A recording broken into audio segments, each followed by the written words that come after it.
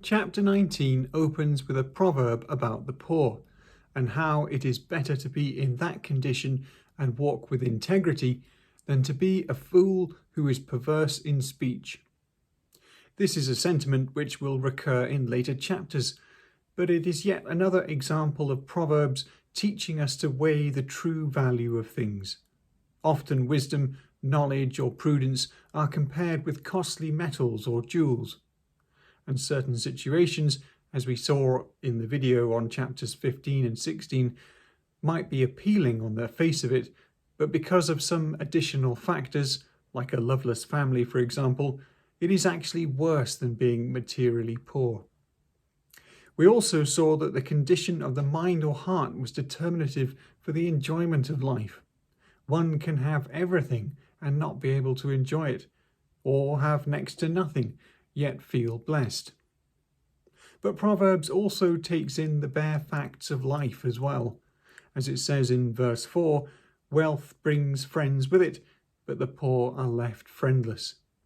And in verse 7, even worse, the poor are hated by their own kin. There is no doubt that poverty is hard. But in verse 17, the one who is kind to the poor lends to the Lord, who will repay in full. There is a perspective in Proverbs that the cause of the poor is really the cause of the Lord, and that he is closely interested in them. Thus, in 14:31, we saw that to oppress the poor was really to insult their Maker, but to show them kindness was to honour him. The same thought is expressed in 17:5 as well. We have in these Proverbs the warning that low status and wretched conditions do not efface the image of God. That is, a person is no less a human for being poor and filthy. We saw in Deuteronomy that there was a special concern for the poor when the people were about to inherit the land. It was inevitable that poor people would arise, and there would need to be mechanisms in place to take care of them. Proverbs here particularly strikes at our attitudes.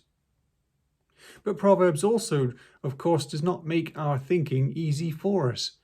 There are numerous proverbs here about being lazy, so that, for example, an idle person will suffer hunger, as it says in verse 15.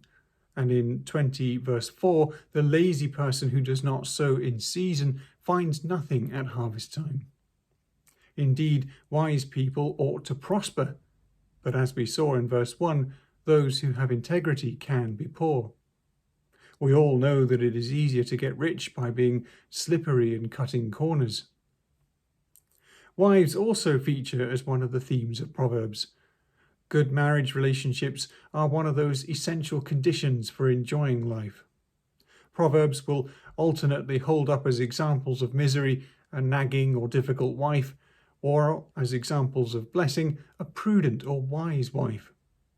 It is not just the conditions at home either, as the conduct of the wife could greatly affect the honour and status of the husband and children. In 1822, we saw that whoever finds a wife finds a good thing and obtains favour from the Lord.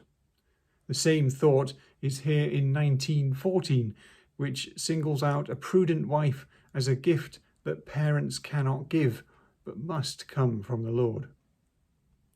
The focusing of attention on the wife as good or bad is, of course, cultural, and today in the West we think in egalitarian terms, and families are constructed differently.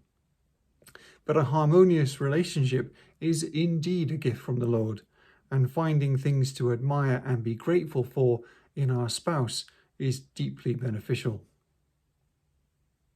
The proverb in 2024 brings up the theme of the sovereignty of God, but now asks the question, which is the elephant in the room: how then can we understand our own steps? This has been alluded to in 16:1 and 9, where humans make plans, but God decides what will actually happen.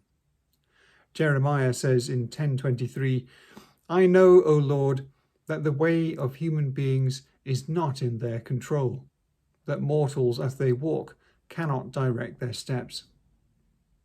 The idea of the absolute sovereign control of God has long perplexed readers of the Bible. There is no way for the human mind to grasp it. How then are we to live with it?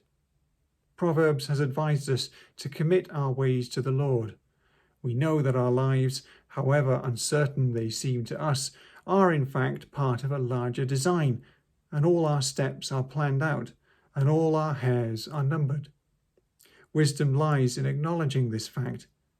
We look at our finitude, at our impure hearts, as verse 9 reminds us, and, as we saw in God's response to Job, at a vast world which is far beyond our understanding, let alone God himself. We ought to be grateful that someone wise and all-knowing is in control.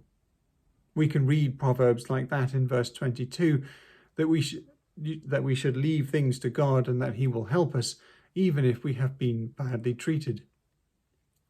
The sovereignty of God, then, is a source of comfort and humility for us, if we will first of all stop seeing ourselves as masters of our own fate. Whatever we want to accomplish, or wherever we want to go, in the end it is the Lord who decides all these things.